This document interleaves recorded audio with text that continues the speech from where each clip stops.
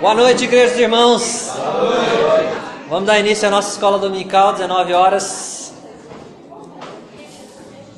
Muito bom estar aqui mais um domingo, né? Lembra do domingo passado eu falei, será que a gente vai poder estar aqui domingo que vem, né? Deus nos concedeu essa graça, então vamos aproveitar ao máximo, ok? Nós estamos estudando o livro de Atos dos Apóstolos. Vou fazer uma recapitulação bem rápida dos últimos capítulos, ok? Então, nos últimos capítulos nós temos estudado as viagens missionárias, né, do apóstolo Paulo, e a gente pode observar que essas viagens missionárias, elas ocupam boa parte do livro de Atos, ok? A primeira viagem missionária, ela é relatada, ela é descrita nos capítulos 13 e 14 do livro de Atos, ok? Então, Paulo, ele, juntamente com Barnabé, ele sai aqui da cidade de Antioquia, ele se dirige aqui à ilha de Chipre, ok? Passa por duas cidades, depois ele atravessa o mar novamente, aqui para a Ásia, ok? Para essa região da Panfilha, tá? Depois ele segue viagem ao nordeste, né? Direção nordeste para a cidade de Antioquia. Depois ele segue para Icônio, Listra e Derbe, né? Fazendo o caminho de volta até chegar em Antioquia novamente. Então essa é a primeira viagem missionária, ok? Depois nós estudamos a segunda viagem missionária, que ela é relatada nos capítulos 16, 17 e 18. Ele sai do mesmo lugar, da cidade de Antioquia, porém dessa vez ele vai por cima, aqui, percorrendo a região da Síria e da Cilícia, e ele visita novamente as igrejas que ele havia fundado na primeira viagem missionária, Derbe, Listra, provavelmente passou por Icônio e Antioquia também. Ele tentou se dirigir aqui para essa região da Ásia e aqui em cima para a região da Bitínia, mas ele não conseguiu, né? Então ele foi diretamente para Troade e de lá ele atravessou o mar para a Europa, para a cidade de Filipos, chegando, né, na cidade de Filipos. Então depois ele passou por Tessalônica, por Bereia, chegando em Atenas, que é onde terminamos a lição anterior, ok? Então capítulo 17, que foi a última aula, Paulo estava na cidade de Atenas, né? E ao final do capítulo 17 relata que houve algumas conversões ali, algumas poucas conversões naquela cidade, apesar do grande discurso de Paulo no teatro, lá no Aerópago. Ok? Então hoje nós vamos seguir para o capítulo 18. Quero convidar vocês para abrirem suas Bíblias, para fazermos a leitura do capítulo 18.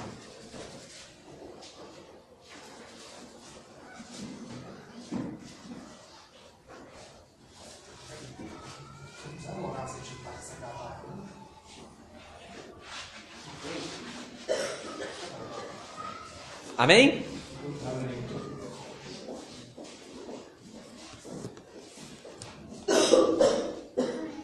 Atos, capítulo 18. Vou fazer a leitura, irmãos. Vamos lá. Depois disto, deixando Paulo Atenas, partiu para Corinto. E lá encontrou certo judeu chamado Áquila, natural do Ponto, recentemente chegado da Itália, com Priscila, sua mulher, em vista de ter Cláudio decretado que todos os judeus se retirassem de Roma. Paulo aproximou-se deles, e posto que eram do mesmo ofício, passou a morar com eles, e ali trabalhava, pois a profissão deles era fazer tendas. Versículo 4. E todos os sábados discorria nas sinagogas, persuadindo tanto judeus como gregos. Quando Silas e Timóteo desceram da Macedônia, Paulo se entregou totalmente à palavra, testemunhando aos judeus que o Cristo é Jesus. Opondo-se eles e blasfemando, sacudiu Paulo as vestes e disse-lhes: sobre a vossa cabeça o vosso sangue, eu dele estou limpo, e desde agora vou para os gentios. Saindo dali, entrou na casa de um homem chamado Tício Justo, que era temente a Deus. A casa era contígua à sinagoga. Mas Crispo, o principal da sinagoga, creu no Senhor com toda a sua casa. Também muitos dos coríntios, ouvindo, criam e eram batizados.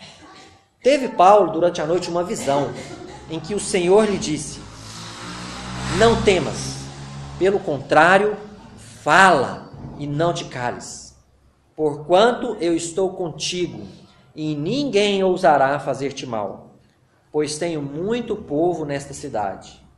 E ali permaneceu 1 ano e 6 meses, ensinando entre eles a palavra de Deus. Versículo 12.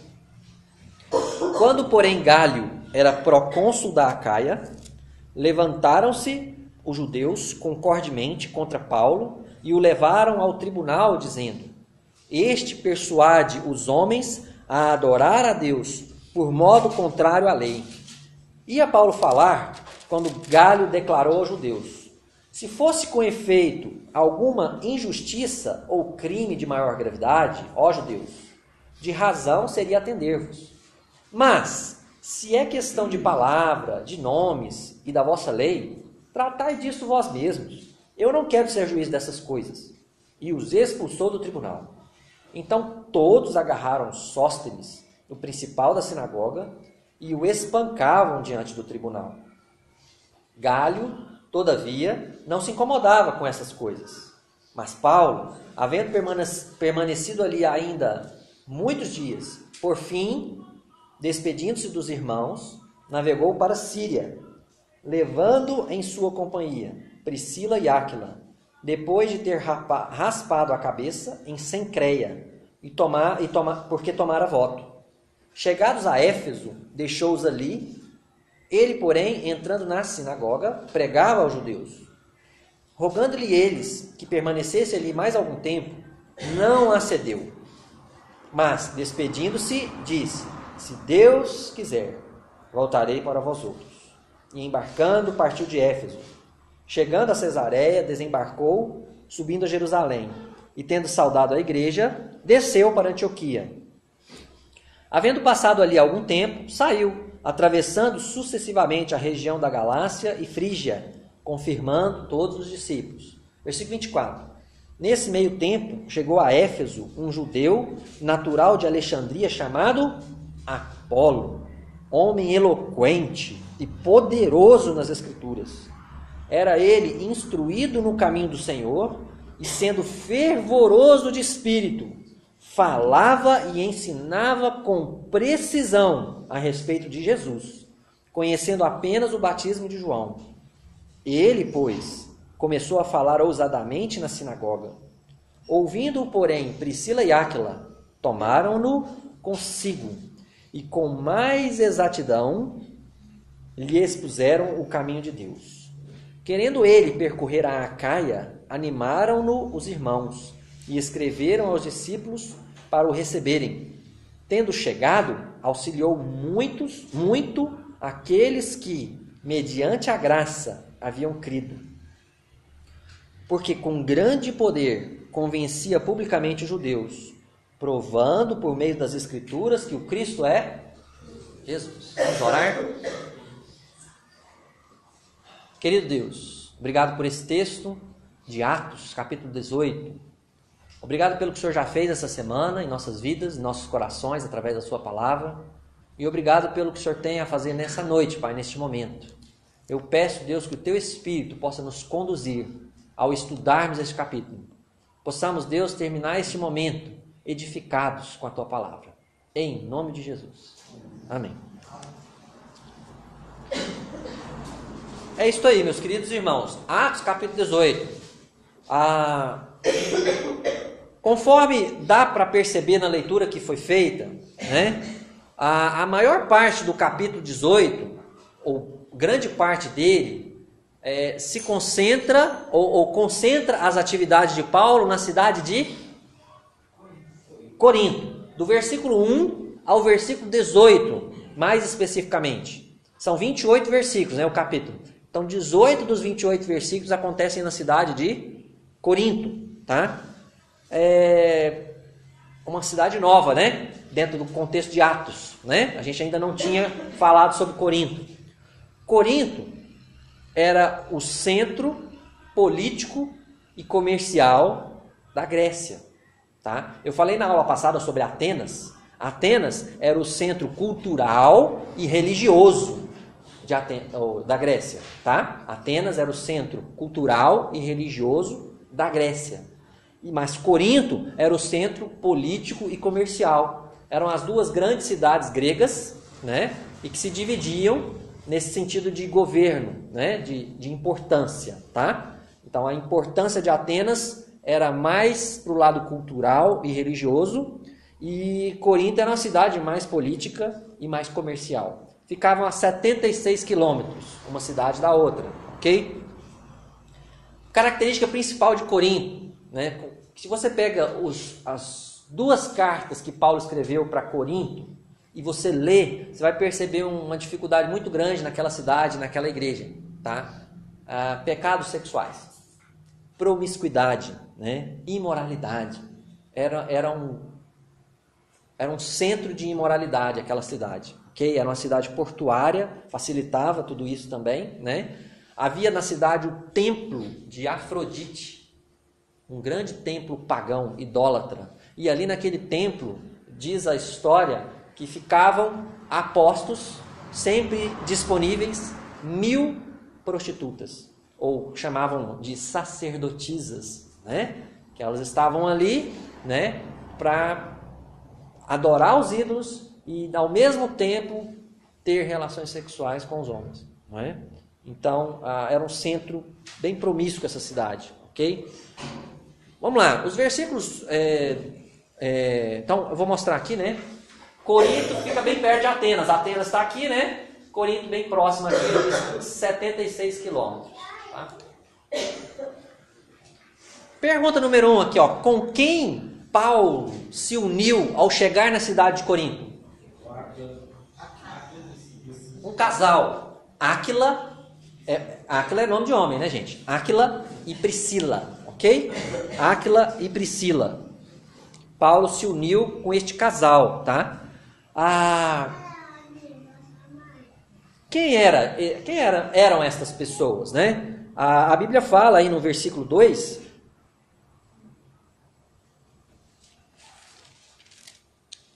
Lá encontrou certo judeu chamado Áquila.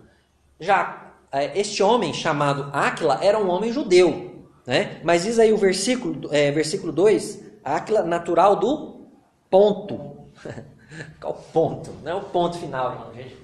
Ponto é a região ao norte da Galácia, ao lado da Bitínia. Bem aqui assim, irmãos, ó, Ponto. Então ele morava, ele nasceu aqui nessa região. Ele era judeu, descendente de judeus, mas ele foi criado aqui nessa região aqui, tá? Do Ponto. Mas ele não estava morando lá. Diz aí o texto, lá encontrou certo judeu chamado Áquila, natural do Ponto, recentemente chegado da Itália. Ele morava na capital, Roma. Diz aí o texto. Com Priscila, sua mulher, em vista de ter Cláudio decretado que todos os judeus se retirassem de Roma. Então, Cláudio era o imperador romano da época, né? Então, Cláudio expediu um decreto, né, ordenando que todos os judeus fossem expulsos da capital do império, de Roma. E ele então teve que sair de Roma e ele foi morar na cidade de Corinto, ok? Áquila com sua mulher Priscila. A profissão deles, versículo 3... Eram do mesmo ofício, passou a morar com eles e ali trabalhava, pois a profissão deles era fazer tendas, fabricantes de tendas, barracas. Eles eram os barraqueiros, né? Eles construíam barracas, tendas, tá? Não temos como saber, irmãos, o texto não nos informa, e nem outro trecho da Bíblia nos informa, se eles já eram convertidos quando encontraram com Paulo, né? Ou se foi por influência de Paulo que eles se converteram. Né? Deixa entender que eles já eram convertidos, o texto deixa entender isso, mas não afirma categoricamente, tá? Então, a primeira aplicação da lição de hoje, já vou começar, tá? É a seguinte aplicação: as necessidades do trabalho missionário. O versículo 3 diz o seguinte: e posto que eram do mesmo ofício, Paulo, né, passou a morar com eles. E ali Paulo trabalhava, irmãos, pois a profissão deles era fazer tendas. Então Paulo tinha a mesma profissão desse casal, Áquila e Priscila. Tá? E quando ele chegou em Corinto, ele passou a trabalhar para ficar rico. Para quê? Para se sustentar. Né? Ele começou a trabalhar para se sustentar. Paulo trabalhava para se sustentar. Né? Mas aí diz o versículo 5. Quando Silas e Timóteo desceram da Macedônia, tá? Só para você lembrar aqui, ó, Macedônia é essa região aqui, ó, tá? Essa região maior. Corinto já fica nessa outra região chamada Acaia, tá? Então, Timóteo e Silas podiam estar em Atenas ou podiam ter voltado a Filipos e Tessalônica a pedido de Paulo para cuidarem daquela igreja ou para resolverem algumas questões lá, tá? Eu posso afirmar isso com base em outros livros da Bíblia, como Tessalonicenses, como Filipenses, como Coríntios, tá? Então, no momento que Paulo chegou em Corinto, Timóteo e Silas não estavam com ele. Eles chegaram depois, versículo 5 diz. Eles tinham ficado para resolver outras pendências. Saiu só ele, né? E aí diz o versículo 5. Quando Silas e Timóteo desceram da Macedônia, Paulo se entregou totalmente. O que significa isso? Que ele teve condições de parar de trabalhar para se sustentar, para se dedicar de tempo integral ao estudo da palavra de Deus e ao ensino da palavra de Deus. Ele se entregou totalmente à palavra, porque ele estava se entregando parcialmente, não é? Porque diz o versículo 4 que todos os sábados ele discorria nas sinagogas. Ele estava lá todo sábado pregando a palavra de Deus. Mas durante a semana ele tinha que trabalhar, né? Cuidar do pão dele. Né? Ele tinha que alimentar, ele tinha que fazer alguma coisa para sobreviver, ok? Então, Timóteo e Silas desceram da Macedônia. E sabe o que eles levaram, irmãos, da Macedônia? Ofertas dos irmãos da Macedônia, né? Você pode procurar na sua casa, 1 Tessalonicenses 3:6, 2 Coríntios 11:9 e Filipenses 4:15. Esses 3 versículos falam que a igreja de Filipos e a igreja de Tessalônica enviaram ofertas para Paulo, através dos irmãos Timóteo e Silas. Olha que brilhante isso, né? Isso traz uma aplicação muito importante para nós. Talvez isso aí que deu para ele a tranquilidade de firmar mais na palavra do que esse trabalho. Claro. Imagina, você está lá na África, falando de Jesus, você tem que trabalhar durante a semana para ganhar o seu pão. Aí chega 2 irmãos com 2 cestas básicas que dá para você passar o mês. Glória a Deus, agora eu vou me dedicar mais à palavra, né? Glória a Deus por isso, né? Primeira informação importante, não é errado um obreiro trabalhar para se sustentar. Paulo trabalhou para se sustentar, ele não trabalhou porque ele quis trabalhar, né? Porque foi preciso, ele não tinha sustento e precisou trabalhar, né? Agora, por outro lado, traz grande benefício, tanto para o obreiro quanto para a igreja, ou para aqueles que estão ouvindo, a participação da igreja no sustento dos missionários. Se a igreja sustenta os missionários, de forma que eles não precisem trabalhar parcialmente, eles vão poder se dedicar mais à palavra de Deus. Eles vão poder aprender mais a palavra de Deus, eles vão poder ter mais tempo para ensinar mais a palavra de Deus. Então, primeira coisa, primeira aplicação, seja generoso com missões, irmãos. Né? Interessante como o capítulo de hoje casou com o culto missionário. Seja generoso com missões.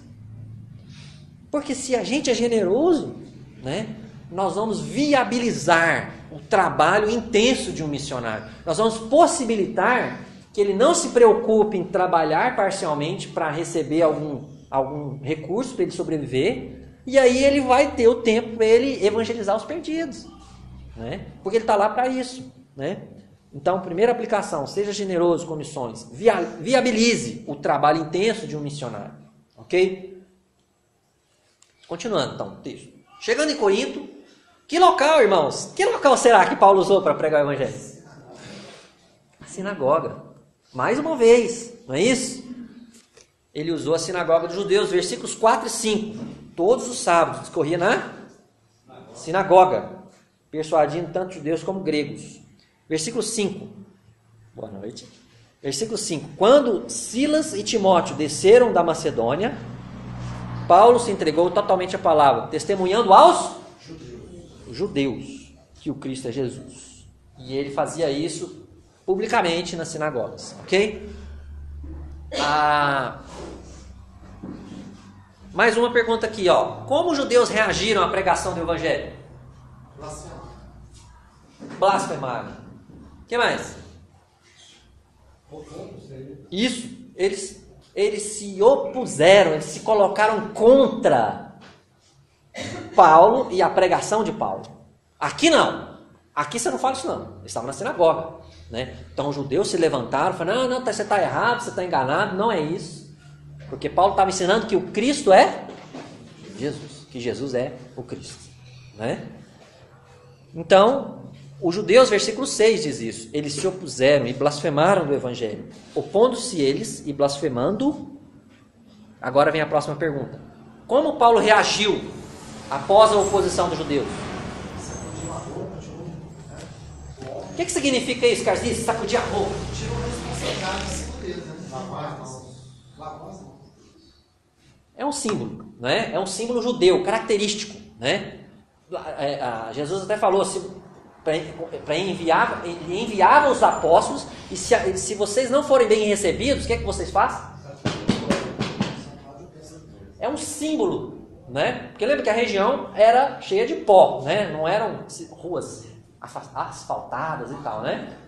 E aí o pó grudava na roupa. E o simbolismo é, eu não quero nada dessa cidade comigo, nem mesmo o pó, né? Porque eu preguei o evangelho para vocês, mas vocês, coração duro, rejeitaram Jesus. Vocês negaram o Salvador, né? Então, é um símbolo, né? Que Paulo então falou, olha, versículo 6. Opondo-se eles e blasfemando, sacudiu Paulo as vestes e disse-lhes, sobre a vossa cabeça o vosso sangue, eu dele estou limpo. E desde agora vou para os gentios. Irmãos queridos, Paulo decidiu deixar a sinagoga como ponto de pregação, né? Porque a sinagoga era o ponto de pregação dele. Ele estava lá todos os sábados pregando, né? Mas com a oposição, ele decidiu, olha, não vou mais pregar aqui, né? E ele priorizou os gentios, ok? Lembra que isso já tinha acontecido? Lá na primeira viagem missionária, na cidade de Antioquia, né? Se você dá uma rápida olhada no capítulo 13, versículos 45 e 46, olha só, 13, 45 e 46. Mas os judeus, vendo as multidões, tomaram-se de inveja e blasfemando, contradiziam o que Paulo falava. Então, Paulo e Barnabé, falando ousadamente, disseram, cumpria que a vós outros, em primeiro lugar, fosse pregada a palavra de Deus, mas posto que a rejeitais, a vós mesmos vos julgais posto que a rejeitais, e a vós mesmos vos julgais indignos da vida eterna, eis aí que nos volvemos para... Mentira. Paulo já tinha tomado essa decisão lá na primeira viagem missionária, na cidade de Antioquia. E isso aconteceu de novo na cidade de Corinto. Porque os judeus falaram, não queremos ouvir, Jesus não é o Cristo. O Cristo, nós estamos esperando o Cristo, ele vai vir ainda, né? Jesus não é o Cristo. Então Paulo falou, olha, então já que vocês não querem, eu vou procurar quem quer, né? Então Paulo deixou a sinagoga, passou a priorizar os gentios.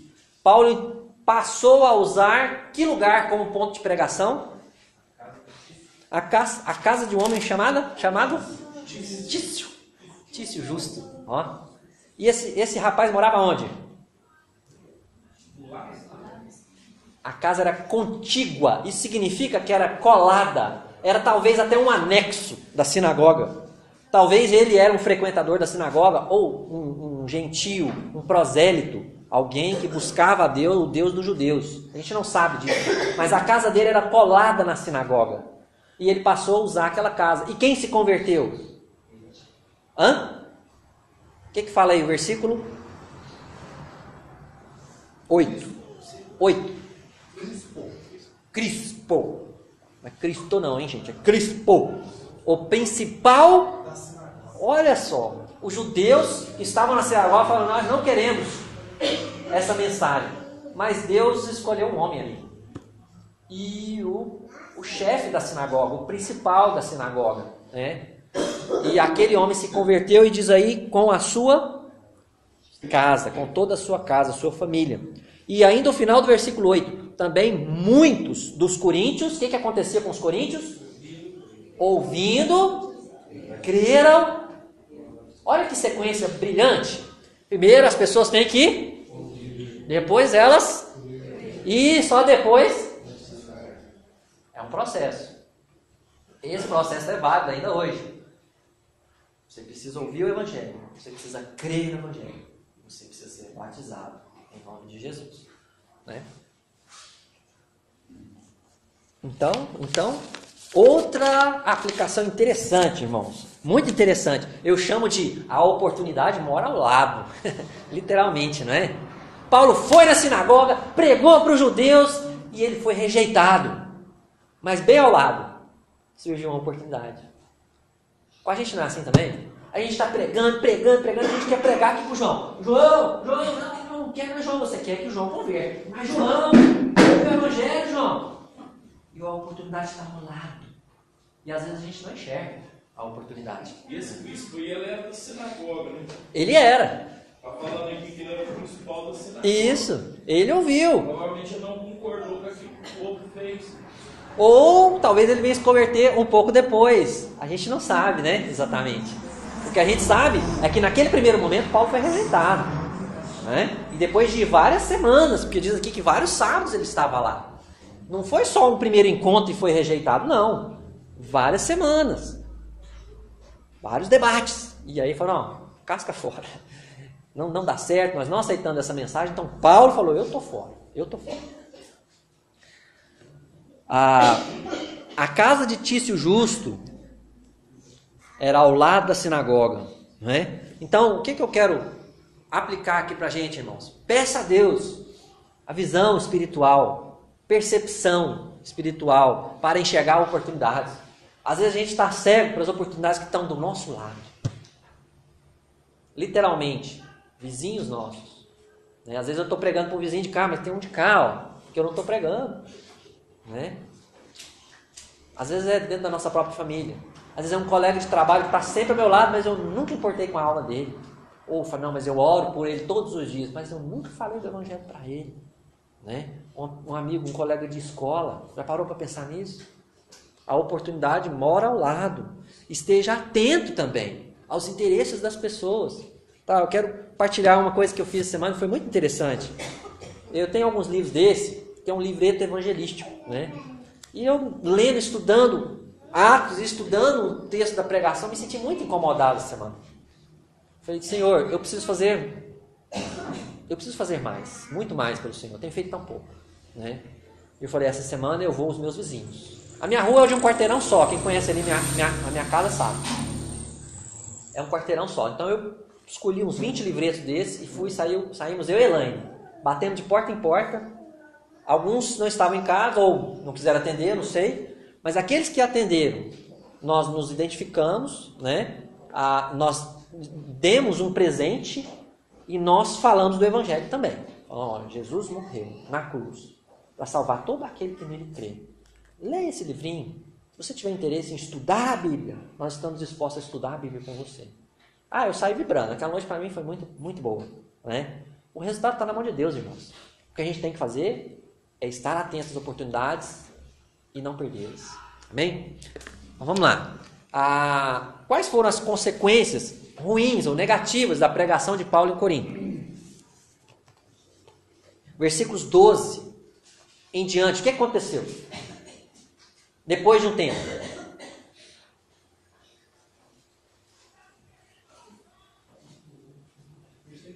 Perseguição, né? Os judeus notaram que Paulo já não estava mais na sinagoga, mas já estava causando um rebuliço na cidade, né? Pessoas se convertendo. Os judeus não satisfeitos procuraram o governo, irmãos, o procônsul, vamos dizer assim, um regente daquela região, um governador daquela região, e acusaram Paulo de sedição, diz aí o texto.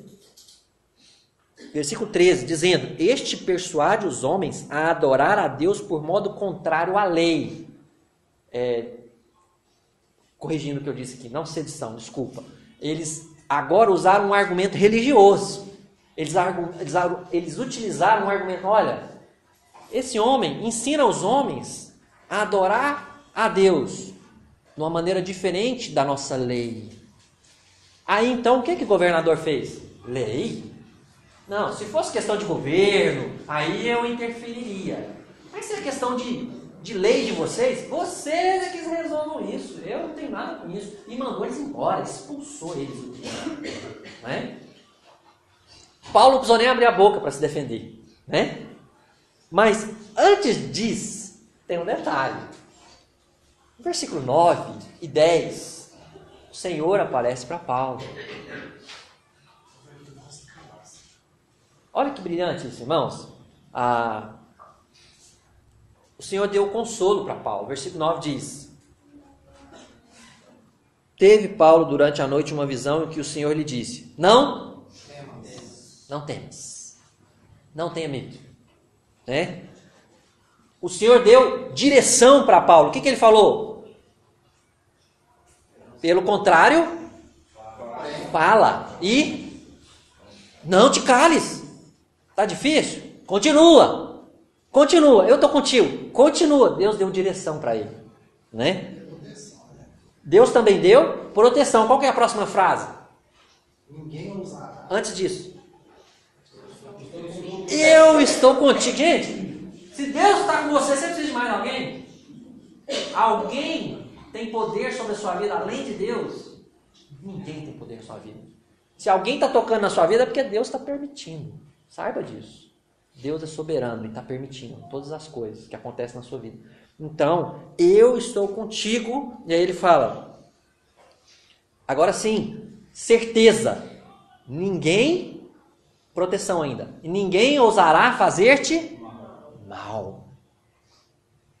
Tanto é que quando aconteceu a denúncia religiosa, Paulo, diz o texto, Paulo ia falar. E aí o procônsul falou e ele não precisou falar nada. Ninguém ousará fazer-te mal. E ainda no final do versículo 10, diz o quê? Pois tenho muito povo nesta cidade. Deus tem os seus eleitos. Deus tem os seus escolhidos. E Deus deu uma certeza para Paulo. Tem mais pessoas aqui para serem colhidas, para serem semeadas. Para nós isso aqui é uma boa prova da questão da eleição. Né? Amém. Ele não é pessoal convertido, ele estava enviando Paulo para ir ali, e ele mesmo falando: eu tenho muito povo. Isso. Não depende deles, não. Depende de mim. Eles já são meus, né? Pela eleição. É isso aí, Maurício. Certinho. Então, as consequências ruins, assim como aconteceu lá na Galácia, naquelas igrejas da Antioquia, Listra, Derbe e Icônio, né? E também como aconteceu na Macedônia, na cidade de Tessalônica, tá? Depois Bereia, Filipos. Alguns judeus procuraram proibir Paulo de pregar, parar Paulo de pregar, impedir, prejudicar de alguma forma a pregação do evangelho, mas não conseguiram. Mais um pouquinho, irmãos, mais uma pequena aplicação aqui, a terceira, tá? O trabalho de Deus e a perseguição. Presta atenção, muita atenção. Quando a gente enfrenta uma dificuldade, uma tribulação, uma perseguição, a gente quer ficar logo livre dela. É normal, é uma reação natural do ser humano, né? Agora, Deus nem sempre age assim. Deus nos protege das perseguições. Muitas vezes, não é? Muitas vezes Ele nos livra de uma perseguição. Ele nos tira, Ele de alguma maneira, faz com que nós não passemos por aquela perseguição. Isso acontece em nossas vidas, tá? Mas nem sempre é assim. Às vezes, Deus nos protege na perseguição. Paulo não foi para a prisão em Filipos, ele não foi açoitado, não teve os pés presos ao tronco, mas Deus estava com ele. Deus protege durante a perseguição. Ele protege da perseguição, mas também protege durante a perseguição. E por último, por incrível que pareça, irmãos, a Bíblia fala todas as coisas para o bem. Então Deus protege com as perseguições. Porque Deus permite soberanamente perseguições em nossas vidas, para trabalhar na nossa vida, para o nosso bem. Então, quando vier uma perseguição na sua vida, eu quero fazer um desafio. Não se desespere. Deus é soberano. Deus é soberano. Aprenda com as perseguições. Fala, Deus, o que o Senhor quer me ensinar com isso, Senhor? O que eu preciso aprender com isso, Senhor? A nossa primeira reação é, Deus, me livra disso aqui, me livra. Estou com a dor nas costas, Senhor. Oh, me livra disso aqui, Senhor. Né? Faz sua parte, toma seu remédio, faz seus exercícios, né? Mas descansa no Senhor, meu jovem. Descansa no Senhor. Senhor, eu estou sofrendo perseguição no meu trabalho. As pessoas estão fazendo chacota de mim. Elas estão zombando de mim. Elas estão... Continua. Não fraqueja. Os meus vizinhos estão me dando trabalho. Senhor, o que eu tenho que aprender com isso, Senhor? Né? Louve a Deus. Terminando aqui, hein? Chegando no final do capítulo quase. Paulo, então, parte de Corinto, passando pela cidade de... Então, Paulo, saiu da cidade de Corinto, passando por... Como que chama a próxima cidade? Está no versículo... 18. A Síria levanta para Corinto. Aí chegando a época, da Síria para época. 18, mas mais para o final do versículo 18. Depois de ter rapado a cabeça em Cencreia, e chegou na cidade de Éfeso. Quando ele fala da Síria aqui, ele está falando do plano dele. A Síria é de onde ele saiu, lá em Antioquia, tá? Então ele já estava planejando a viagem de volta para casa, tá? Só que antes de ir direto para a Síria, ele deu uma passada em Éfeso. Passou por Cencreia, que era o porto, foi até Éfeso. Eu vou mostrar no mapa para vocês. Olha lá. Corinto está aqui, certo? Ele passou por Cencreia, que é uma cidadezinha bem próxima de Corinto. E aí ele embarcou para Éfeso, para somente depois atravessar o mar. Ele chegou em Cesareia, que é o porto mais próximo de Jerusalém, né? Esteve em Jerusalém e depois voltou para a cidade dele, Antioquia, que fica na Síria, tá? Essa foi a viagem final de volta para casa da segunda viagem missionária. Mas, antes de terminar a viagem missionária, lá em Éfeso, segundo o versículo 19, onde Paulo, irmãos, escolheu pregar o evangelho nessa cidade? De novo. Quer dizer, ele passou uma grande perseguição há poucos dias atrás, na cidade de Corinto. Mas ele não desistiu dos judeus. Isso é brilhante, não é? É um homem perseverante, não é? É um homem perseverante. Ele falou, olha, esses judeus são barra pesada, mas Deus os ama. E eu também os amo. E vou continuar pregando aos judeus, né? Em primeiro lugar. Então ele foi para a sinagoga, tá? Quem chegou em Éfeso, irmãos, quando Paulo já havia partido, de acordo com o versículo 24?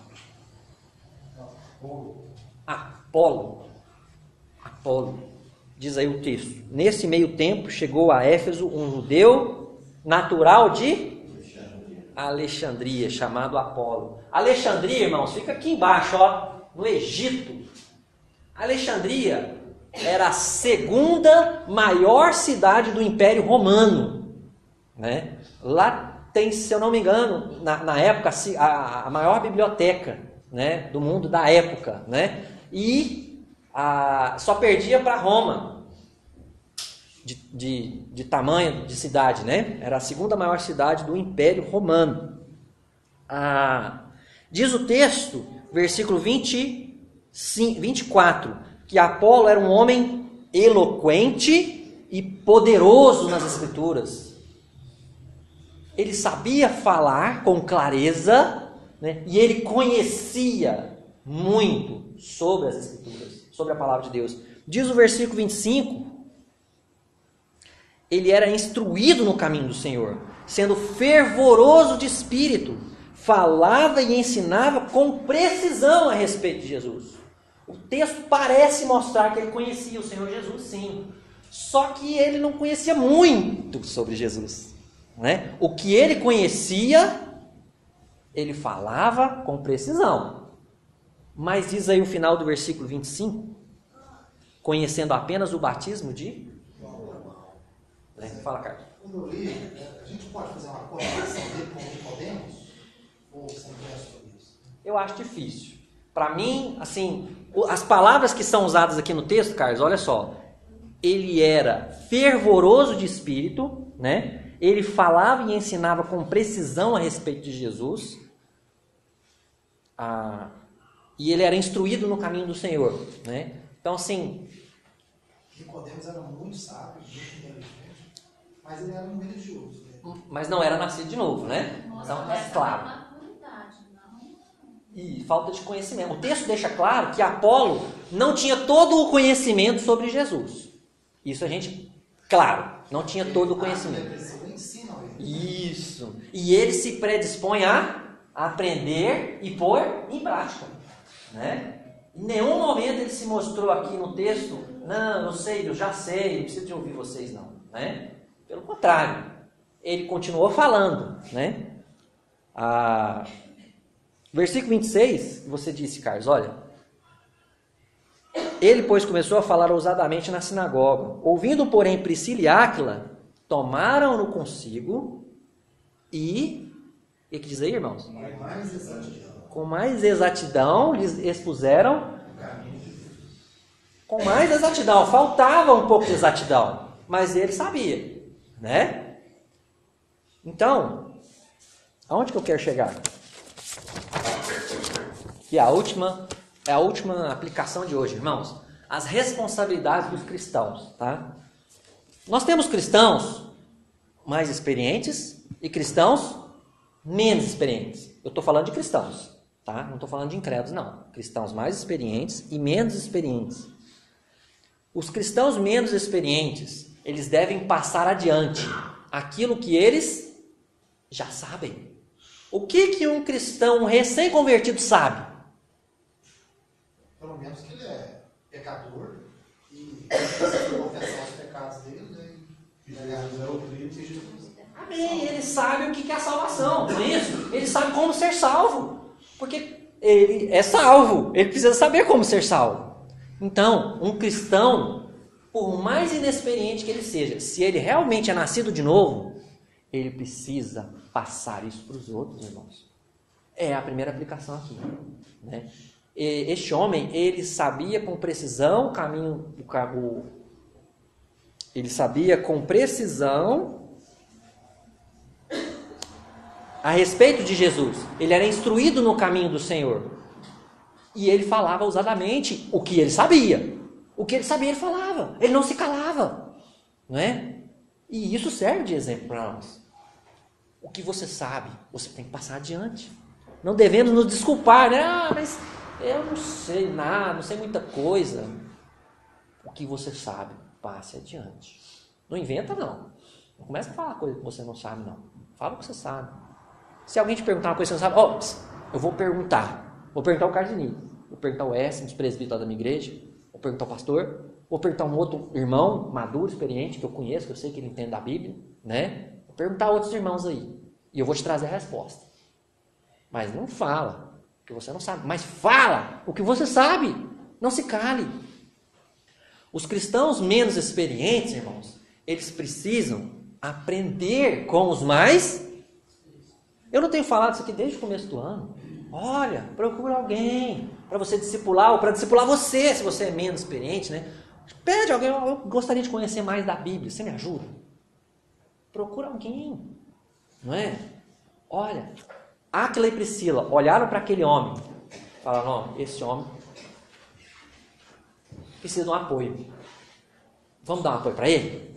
Ô Apolo, chega aqui, senta aqui, vamos conversar. Vamos fazer um discipulado? Vamos estudar a Bíblia? Lógico, né, irmãos? Dentro do contexto histórico deles. E esse homem foi instruído por eles. Né? Então, os cristãos menos experientes devem aprender dos mais experientes. E os cristãos mais experientes devem ajudar os menos experientes. Eu gostaria muito, eu quero muito que a gente possa chegar no final do ano podendo compartilhar algumas coisas. Olha, esse ano eu tive a graça, a oportunidade de sentar com o irmão, com a irmã, várias vezes no ano. E a gente orou junto, a gente partilhou a Bíblia junto. Eu sei que tem pessoas fazendo isso aqui, e eu louvo a Deus por isso. Mas nós podemos fazer mais do que nós estamos fazendo. Os cristãos mais experientes, eles precisam encorajar os menos experientes. Eles precisam treinar esses menos experientes. E na hora que eles estiverem prontos, eles precisam enviar esses menos experientes. Foi o que Áquila e Priscila fizeram com Apolo. Não é? Diz aí o versículo, o final do trecho, versículo 27. Querendo ele percorrer a Acaia, aquela região de Corinto, animaram-no os irmãos e escreveram aos discípulos para o receberem. Tendo chegado, auxiliou muito aqueles que mediante a graça haviam crido, porque com grande poder convencia publicamente os judeus. Olha só, Paulo saiu de Corinto e estava com problema com os judeus, e Apolo foi para Corinto e estava convencendo os judeus. Você consegue entender como Deus age? Paulo, que é o Paulo, saiu de lá, né? Mas Deus levantou uma outra pessoa e estava convencendo os judeus. Glória a Deus, porque Ele é poderoso e Ele usa pessoas diferentes de maneiras diferentes, né? Então quero encerrar, irmãos. Fale o que você já sabe de Jesus para os outros. Não se cale. Fale o que você já sabe de Jesus para os outros. Aprenda sempre mais. Olha, eu estou sempre procurando aprender. E eu vou procurar aprender para o resto da minha vida, se Deus assim permitir. Porque nós nunca estaremos num patamar aceitável diante de Deus. Não, Deus, agora já está bom demais, né? Já posso tirar umas férias de estudar, não preciso mais ler a Bíblia. Cada um de nós precisa buscar sempre. Disponha-se, você que é mais experiente, disponha-se a encorajar um irmão na fé, a estudar a Bíblia com ele, a orar com ele, né? E quem sabe um dia a nossa igreja possa enviar pessoas, né? Quem sabe a gente possa treinar um irmão para ajudar esse irmão a estudar a Bíblia com uma pessoa que ainda não tem Cristo. Ok? Concluindo, tá? O que podemos aprender hoje com Atos 18? O trabalho missionário tem necessidades e responsabilidades, né? Tem necessidade de sustento, a gente viu isso, né? Então, queridos, quero desafiar vocês, contribua com missões, tá? Nós temos envelopinho roxo lá, ó. Esse valor, ele vai diretamente para o pastor Leandro, lá em Campo Alegre, Alagoas, tá? É um missionário que a gente tem apoiado. Esse mês, o apóstolo fez esse mês, né, do mês passado, com 230 reais. Glória a Deus. Amém. Mas o trabalho missionário também tem necessidade de preparo. A gente precisa se preparar.